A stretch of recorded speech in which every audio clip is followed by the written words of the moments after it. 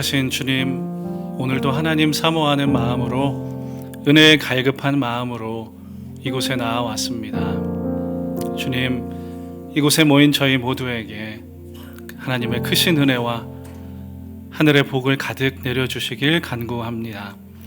이 시간 하나님의 말씀을 함께 깊이 생각하고 나눌 때에 오직 하나님의 뜻과 하나님의 마음만 저희의 심령에 남게 하시고 하나님께로 한 걸음 더 나아가는 귀한 은혜의 시간 되게 하여 주시옵소서.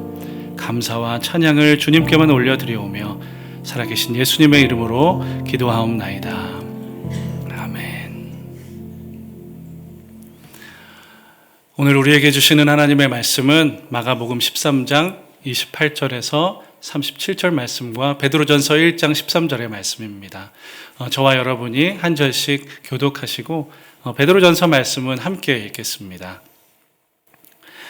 무화과 나무의 비유를 배우라. 그 가지가 연하여지고 잎사귀를 내면 여름이 가까운 줄 아나니 이와 같이 너희가 이런 일이 일어나는 것을 보거든 인자가 가까이 곧 문 앞에 이른 줄 알라. 내가 진실로 너희에게 말하노니 이 세대가 지나가기 전에 이 일이 다 일어나리라. 천지는 없어지겠으나 내 말은 없어지지 아니하리라. 그러나 그날과 그때는 아무도 모르나니 하늘에 있는 천사들도 아들도 모르고 아버지만 아시느니라. 주의하라, 깨어있으라. 그때가 언제인지 알지 못함이라. 가령 사람이 집을 떠나 타국으로 갈 때에 그 종들에게 권한을 주어 각각 사물을 맡기며 문지기에게 깨어있으라 명함과 같으니 그러므로 깨어있으라. 집주인이 언제 오는지 혹 저물 때 일는지 밤중 일는지 닭 울 때 일는지 새벽 일는지 너희가 알지 못함이라.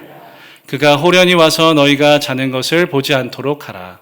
깨어있으라. 내가 너희에게 하는 이 말은 모든 사람에게 하는 말이니라 하시니라. 함께 읽겠습니다. 그러므로 너희 마음에 허리를 동이고 근신하여 예수 그리스도께서 나타나실 때에 가져다 주실 은혜를 온전히 바랄지어다. 아멘.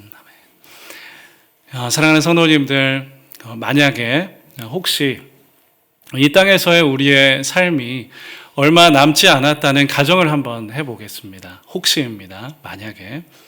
그렇다면 저와 여러분들은 우리의 가족이나 주변 분들에게 어떤 말을 남기시겠습니까? 한번 생각해 보면 좋겠습니다. 어떤 분들은 이러실 것 같아요. 그동안 고마웠던 사람에게 그리고 미안했던 사람을 찾아가서 그 마음을 전할 수도 있을 것 같습니다. 또 어떤 분은 너는 이렇게 살아야 해. 너는 이렇게 살면 안 돼. 이런 애정어린 당부나 조언을 주변 분들에게 전할 수 있을 것 같아요. 그리고 어떤 분들은 나의 유산을 어떻게 분배할지에 대한 유언장을 혹은 유언을 남길 수 있을 것입니다. 지금은 고인이 된 분인데요. 애플의 창업주이자 CEO였던 스티브 잡스가 췌장암으로 투병을 하면서 살아갈 날이 얼마 남지 않았을 시점에 스탠포드 대학이라는 곳에서 졸업식에 가서 이런 말을 남겼습니다. 이렇게 이야기했어요. 곧 죽을 것이라는 사실을 기억하는 것은 인생에서 커다란 선택을 내리는데 도움을 주는 가장 중요한 도구입니다. 그리고 이어서 이렇게 말합니다. 죽음은 우리 모두의 도착지이기 때문에 당신에게 주어진 시간에는 한계가 있습니다. 그러니 남의 인생을 사느라 시간을 허비하지 마십시오.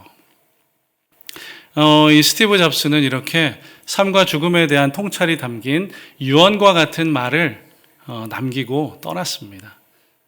이 말을 들으면서, 이 말을 보면서 화무 11홍이라는 말이 생각이 났어요. 이 땅에 영원한 것은 없다라는 것을 참 이 스티브 잡스가 우리에게 깨닫게 해주는 것 같습니다. 여러분 혹시 이렇게 생각하는 분이 계실지 모르겠어요. 젊은 목사가 죽음에 대해서 뭘 알겠어? 알아봤자 얼마나 알겠어? 라는 그런 생각을 혹시 가지는 분이 계실지 모르겠습니다. 그런데요, 여러분 제가 이래봬도 죽음과 꽤 가까운 사이입니다. 지난주 토요일에도 우리 오대식 목사님께서 죽음에 대해서 자주 생각하신다고 말씀을 하셨는데요. 저도 어릴 때부터 몸이 자주 아팠어서 죽음에 대한 생각을 많이 했었습니다. 정말 많이 했었어요. 이렇게 우리의 인생에 끝이 있다는 것을 기억하고 사는 것, 이런 삶은 하나님께서 우리 인생에 주시는 삶의 슬기가 아닐까라는 그런 생각을 해보게 됩니다. 오늘의 본문 말씀은 세상의 끝, 종말에 관한 내용입니다. 예수님께서는 오늘 마가복음 13장 전체에 걸쳐서 종말에 관한 내용을 말씀을 하고 계세요. 오늘 본문 말씀의 시작은 무화과나무 비유로 시작합니다. 28절과 29절을 함께 읽어보겠습니다. 무화과나무의 비유를 배우라. 그 가지가 연하여지고 잎사귀를 내면 여름이 가까운 줄 아나니 이와 같이 너희가 이런 일이 일어나는 것을 보거든 인자가 가까이 곧 문 앞에 이른 줄 알라. 성경 문학 속에서 이 무화과나무는 포도나무 그리고 감람나무와 함께 이스라엘을 대표하는 나무입니다. 이 세 가지 종류의 나무들의 공통점이 있는데 당시 이스라엘 땅에 흔하게 보였던 나무이기도 하고요. 그리고 또 모두 열매를 맺는 과실수라는 공통점이 있습니다. 여러분, 이제 봄이 오지 않았습니까? 봄이 왔는데요. 이제 우리 주변에 주변 곳곳에 꽃이 피기 시작할 거예요. 우리나라 사람들은 주변에 벚꽃이 피기 시작하면 봄이 왔다는 것을 실감하게 되잖아요. 그런 것처럼 이 무화과나무는 이스라엘 사람들에게 여름이 왔다라는 것을 알리는 역할을 하던 나무였습니다. 여름이 오기 시작하면 무화과나무 수액이 차고 잎이 연해지고 가지 끝에 있는 눈이 부풀어 오른대요. 그리고 싹이 돋아나서 잎사귀가 생기는데 이게 바로 여름을 알리는, 여름이 가까워 왔다는 신호였습니다. 유대인들에게 여름은 한 해의 끝을 의미했습니다. 우리처럼 봄, 여름, 가을, 겨울이 아니라 가을, 겨울, 봄, 여름, 이런 셈입니다. 예수님께서는 지금 이 한 해의 끝에 자라나는 무화과 나무를 예로 들면서 보여주시면서 우리 인생의 끝날을 생각하라, 우리 인생의 끝날을 준비해라 라고 말씀하고 계십니다. 29절과 23절 함께 읽어보겠습니다. 이와 같이 너희가 이런 일이 일어나는 것을 보거든 인자가 가까이 곧 문 앞에 이른 줄 알라. 내가 진실로 너희에게 이르노니 이 세대가 지나가기 전에 이 일이 다 일어나리라. 이 13장 가운데 말씀하시는 예수님의 내용은 이 마지막 때에 대한 내용인데요. 크게 두 가지 해석이 있을 수 있습니다. 첫 번째 해석으로는 주 70년경에 로마군에 의해서 예루살렘 성전이 다 파괴되고 이스라엘이 멸망하게 되는 사건입니다. 그리고 두 번째로는 예수 그리스도께서 이 땅에 다시 오시는 온 우주적인 궁극적인 우주적 종말에 대한 것으로 저는 해석할 수 있습니다. 이 두 가지 중에 무엇이 정말 옳은가라는 것을 저희가 논의하고 생각하기보다는 더 집중해야 될 것은 우리 삶에, 우리 인생에 반드시 끝이 있다는 것을 인지하고 준비하면서 살아가야 한다는 것일 거예요. 사실 저희 인류는 이미 한 번의 심판을 경험한 적이 있습니다. 노아의 방주 사건이죠. 그 당시에 그 누구도 방주가 지어져 가는 것을 보면서 아무런 위기감을 느끼지 못했을 거예요. 종말이 그들의 삶 가운데 임할 때까지도 사람들은 전혀 그 사실을 인지하지를 못했습니다. 사랑하는 여러분, 우리의 삶은 혹시 어떻습니까? 가만히 생각해 보면 저희의 삶은 대단히 이 세상을 즐기면서 살아가는 것도 아닌데 그저 반복되는 삶에 하루하루를 살아내는 것뿐인데 참 삶이 버거울 때가 많으시지요. 그러다 보면 어느새 이 땅에서의 삶에만 집중하게 될 때가 있습니다. 그러다 보면은 예수님께서 다시 오신다는 이 재림의 약속이 희미해질 때가 있어요. 그러면서 나 자신과 이 세상의 끝, 이 세상의 종말이라는 것은 그저 먼 이야기로 느껴질 때가 종종 있습니다. 참 우리의 고의가 아닌데, 일부러 그렇게 생각하는 것이 아닌데, 어쩌면 우리의 이러한 모습은 영적인 잠에 빠져 있는 모습과도 같아 보입니다. 예수님은 바로 이러한 영적인 수면 상태에 있는 우리를 향해서 깨어 있어야 한다, 깨어 있어야 한다 라고 말씀하고 계세요. 본문 말씀 33절부터 37절 말씀을 제가 읽겠습니다. 주의하라, 깨어 있으라.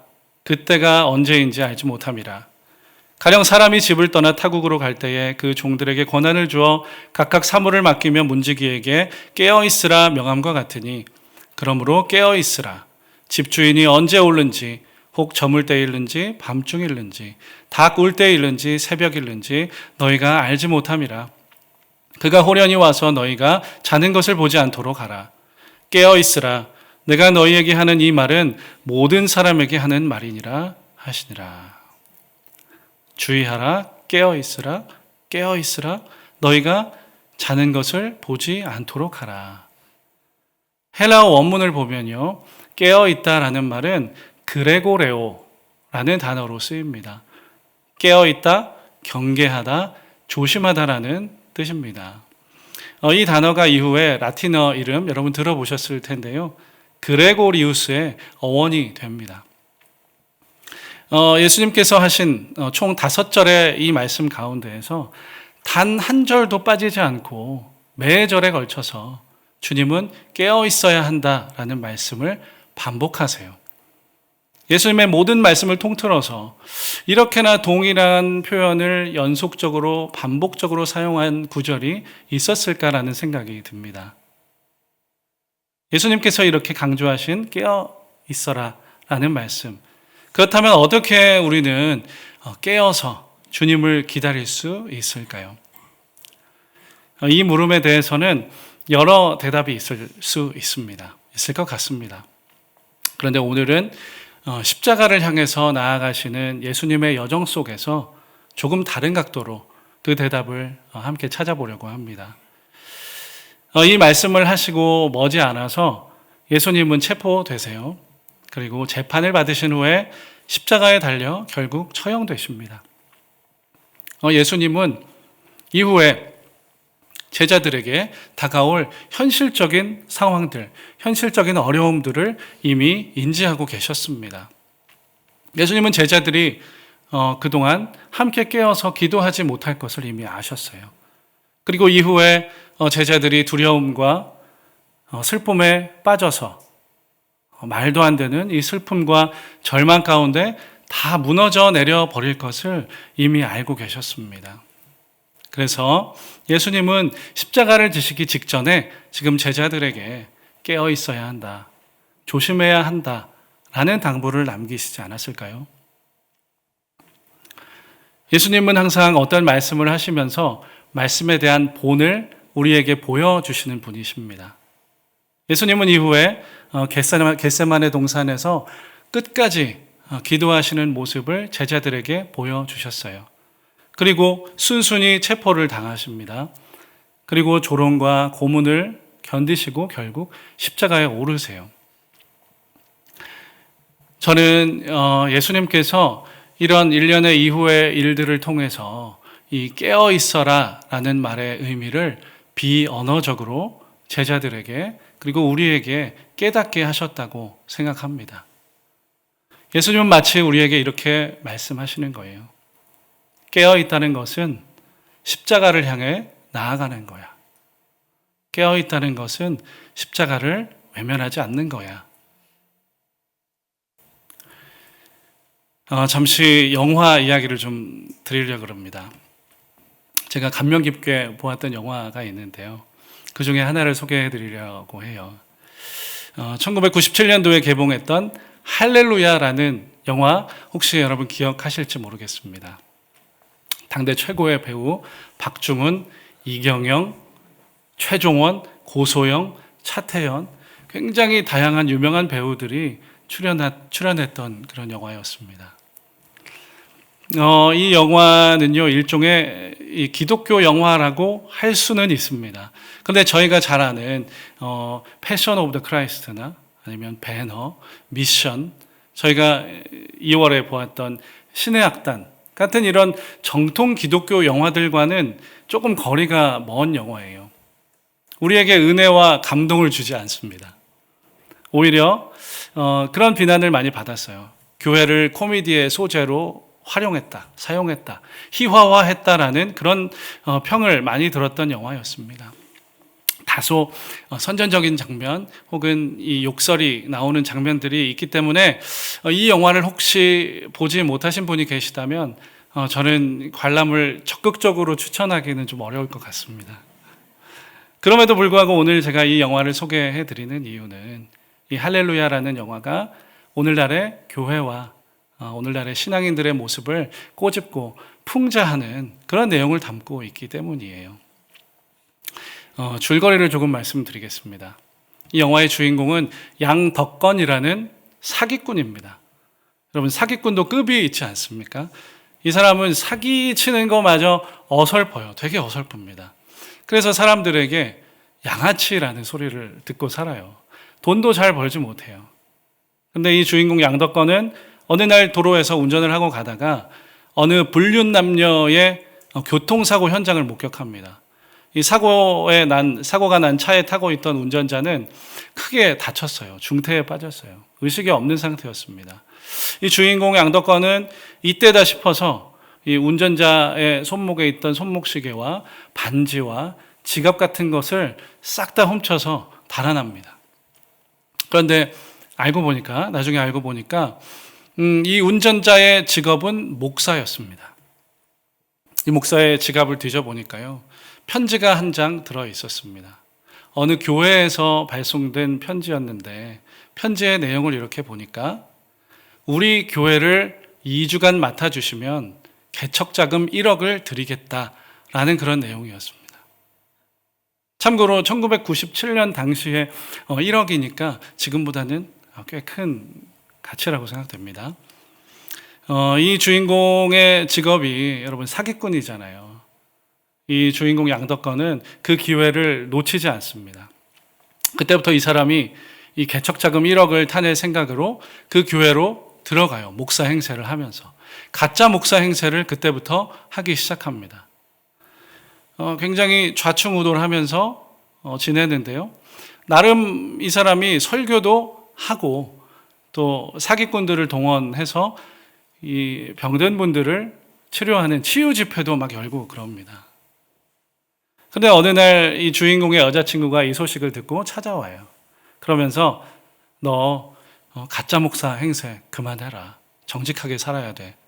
그렇게 설득을 하는데 이 주인공이 그래서 점점 마음에 가책을 느끼고 양심의 가책을 느끼고 점점 마음이 바뀌기 시작하는 그런 내용입니다. 이후의 내용은 영화의 스포가 될 수 있기 때문에 제가 말씀드리지 않겠습니다. 아무튼 전체적으로 이 영화를 보면요, 아까 말씀드렸듯이 오늘날의 교회의 모습을 비판하고 풍자하는 내용입니다. 오늘날의 부패하고 타락한 목회자들이 과연 사기꾼과 무엇이 다른가라는 그런 날선 메시지를 전하는 것 같아요. 그리고 이 교회의 외형적인 성장에만 집중하는 교회 리더십들을 이렇게 보여주면서 정말 교회 안에 있어야 될 것이 무엇인가라는 것에 대해서 이야기하고 있다고 느껴졌습니다. 마치 영적인 수면 상태에 빠져 있는 오늘날의 교회들과 신자들을 향해서, 그리스도인들을 향해서 교회 바깥의 시선과 목소리로 깨어나라, 일어나라 라고 소리치는 것 같았습니다. 여러분, 오늘 설교의 제목이 마음의 허리를 동여매자예요. 사실 이 제목은 영화 할렐루야에서 이 가짜 목사 양덕건이 교회에서 했던 첫 설교의 제목과 동일합니다. 극 중에서 이 사기꾼이 설교 준비를 열심히 해요. 당연히 어디서 베껴서 준비를 합니다. 나름 원고도 이렇게 준비를 잘 해놔요. 그러고서 연습을 많이 했겠죠. 그런데 화장실에 갔다가, 예배 직전에 화장실에 갔다가 그 원고를 두고 나와 버립니다. 이 사람이 이 원고를 두고 왔다는 사실을 모르고서 예배 시간이 다 되고 그 사실을 깨달아요. 그래도 이제 어떻겠습니까? 시간이 다 됐는데. 하는 수 없이 단에 올라가서 설교를 하기 시작합니다. 그런데 기억나는 것은 오로지 설교 제목 하나밖에 없었던 거예요. 그래서 어버버 하다가 아무 말이나 막 하고 아무 말 대잔치 대참사가 벌어지고 맙니다. 저는 예전에 이 영화를 처음 봤을 때는요, 이 장면을 굉장히 재밌게 즐거운 마음으로 봤습니다. 이 장면이 너무 웃겼어요. 그런데 설교를 준비하면서 이 설교 장면을 다시 보게 됐습니다. 그런데 이 장면을 다시 보면서 이상하게 눈물이 났습니다. 참 마음이 슬펐어요. 제목만 있고 실체가 없었던 이 설교에서 저 스스로의 모습이 참 부족하고 거짓된 모습이 보였기 때문인 것 같습니다. 그리고 십자가는 사라지고 화려함만 남은 우리 한국교회의 모습이 바로 이런 모습은 아닐까라는 그런 마음이 들어서 마음이 슬펐던 것 같습니다. 이 영화의 극 중에서 설교의 본문으로 나왔던 이 베드로전서 말씀은요, 이 영화에서 정말 한국교회를 향한 하나님께서 우리에게 들려주고자 하시는 하나님의 메시지 같았습니다. 베드로전서 1장 13절 말씀을 함께 읽어보겠습니다. 그러므로 너희 마음의 허리를 동이고 근신하여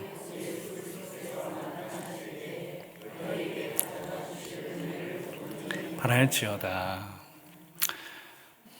예수님 당시의 사람들은 긴 옷을 입고 살았기 때문에 일하거나 싸울 때에는요, 옷이 걸리지 않게 허리를 묶어서 올렸습니다. 그런 것처럼 베드로 사도는 지금 이 시간이, 지금 이때가 마음의 허리를 동일 때라고 말하고 있어요. 정신을 차리고 예수 그리스도께서 가신 십자가의 길을 성실하게 따라가라 라고 우리에게 말씀하고 있는 겁니다. 사랑하는 여러분, 이제 말씀을 마치려고 합니다. 우리 주님께서 오늘 저희가 찬송한 것처럼 우리 주님께서 다시 오실 때 무엇으로 우리를 평가하실까요? 예수님을 따라서 성실하게 묵묵하게 십자가를 외면하지 않고 하루하루 살아가는 것, 십자가 지는 척하지 않고 정말 그렇게 살아가는 것, 그런 삶을 주님은 기대하시고 기뻐하실 것입니다.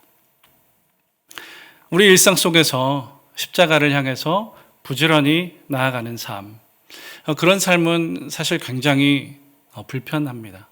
고통스럽습니다. 참 손해를 많이 보는 것 같아요. 그럼에도 불구하고 이 자리에 계신 여러분들은 다 공감하실 것입니다. 그런 삶 속에는 말로 다 설명하기 힘든 기쁨과 감사와 평안이 있기 때문이에요. 그리고 하나님을 더욱더 뚜렷하게 바라보게 되는 놀라운 은혜가 있기 때문입니다. 예수님께서 우리에게 이렇게 말씀하실 것 같습니다. 깨어있다는 것은 쉬지 않고 십자가를 향해 나아가는 거야. 깨어있다는 것은 쉬지 않고 십자가를 향해 나아가는 거야. 주님은 이렇게 우리에게 말씀하고 계신 것 같습니다. 이 음성을 따라서 날마다 성실하게 십자가를 지고 주님을 따라가는 저와 여러분들의 삶이 되실 수 있기를 거룩하신 주님의 이름으로 간절히 축복합니다. 아멘. 말씀을 기억하시면서 함께 이 찬양의 고백 함께 드렸으면 좋겠습니다.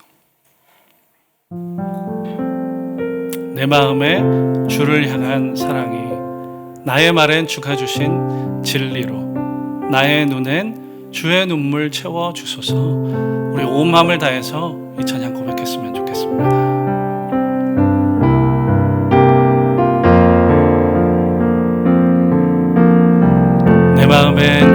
향한 사랑이 내 마음에 주를 향한 사랑이 나의 말엔 주가 주신 진리로 나의 눈에 주의 눈물 채워 주소서. 내 입술에 찬양의 향기가 내 입술에 찬양의 향기가 두 손에는 주를 닮은 섬김이 나의 삶에 주의 은정 남게 하소서. 하나님의 사랑이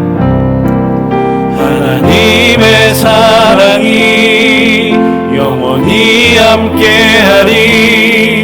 십자가의 길을 걷는 자에게 순교자의 삶을 사는 이에게 조롱하는 소리와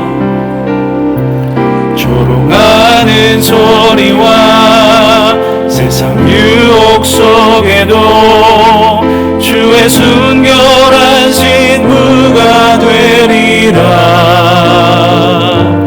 내 생명 주님께 드리리. 우리 한 번 더 믿음으로 이 고백 드리겠습니다.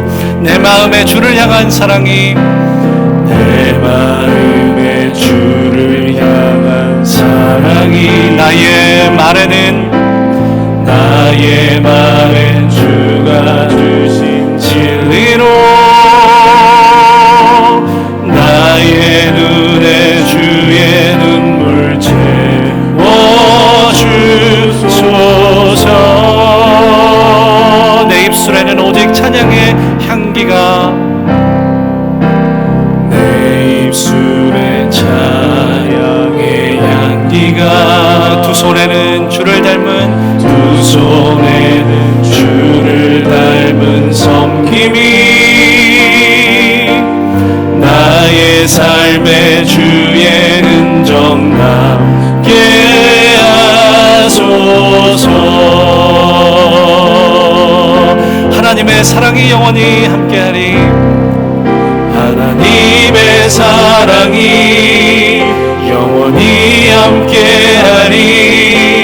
십자가의 길을 걷는 자에게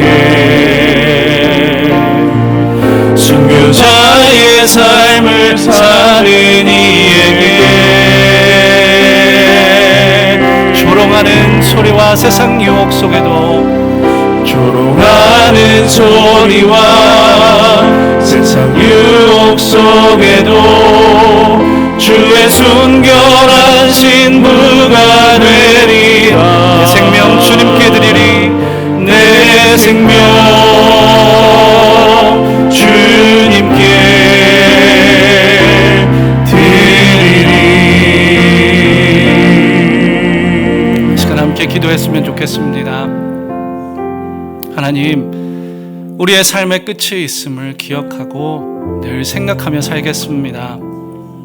주님 다시 만날 날을 기다리면서 그리스도인답게 예수님을 따라가는 자답게 그렇게 살겠습니다. 하루하루 성실하고 묵묵하게 십자가를 외면하지 않고 우리가 살게 도와주시고 깨어있음으로 칭찬받는 예수 그리스도의 거룩한 신부들로 살아가게 하여 주시옵소서. 우리 이렇게 주님께 기도하며 나아가겠습니다. 하나님 아버지 감사합니다. 하나님의 거룩하신 말씀으로 저와 우리의 마음을, 우리의 심령을 깨워주시니 감사합니다. 주님, 우리의 삶에 반드시 끝이 있음을 기억하게 하여 주시옵소서. 반드시 다시 오시겠다는 예수 그리스도의 우리 주님의 말씀을, 그 약속을 기억하며 살기를 원합니다. 주님, 하루하루 성실하게 사는 것 묵묵하게 나의 십자가를 지고 나의 몫의 십자가를 지고 사는 것, 하나님 그것이 참으로 쉽지가 않습니다. 성령님 오늘 이 시간 저와 우리를 도와주시고 저와 우리를 긍휼히 여겨주셔서 하나님 그런 삶 살 수 있도록, 그런 삶을 하루하루 묵묵히 살아나갈 수 있도록 하나님 도와주시옵소서. 그렇게 십자가를 지고 삶으로 깨어있다 칭찬받는 참된 그리스도인, 참된 성도들 다 될 수 있도록 하나님 도와주시옵소서. 그리스도인 거룩한 신부들로 깨어 주님을 기다리는 거룩한 신부 될 수 있도록 하나님 은혜 내려 주시옵소서. 주님 우리의 삶을 감싸주시고 보호하여 주시옵소서. 그렇게 살다 주님 곁에 가겠습니다. 그렇게 살다 주님 만날 것입니다. 찬양합니다. 사랑의 주님, 그리스도인은 예수님처럼 생각하고 예수님처럼 사는 사람이어야 하는데 저희의 삶은 마치 깊은 잠에 빠진 것 같은 그런 모습일 때가 종종 있습니다. 주님, 저희의 연약함을 긍휼히 여겨 주십시오. 날마다 우리를 주님의 말씀으로 일으켜 주시고 힘 주시길 간절히 구합니다. 날마다 우리를 깨우시는 하나님의 말씀으로 우리의 마음의 허리를 동이고 우리 몫의 십자가를 달게 지고 정신을 바짝 차리고 하루하루 살아가길 원합니다. 다시 오신다는 주님의 약속, 반드시 다시 오시겠다는 주님의 약속을 마음 깊이 간직하며 사는 참된 그리스도인 되어 가는 우리 모두 되게 하여 주시옵소서. 감사드리며 살아계신 예수 그리스도의 이름으로 간절히 기도하옵나이다. 아멘.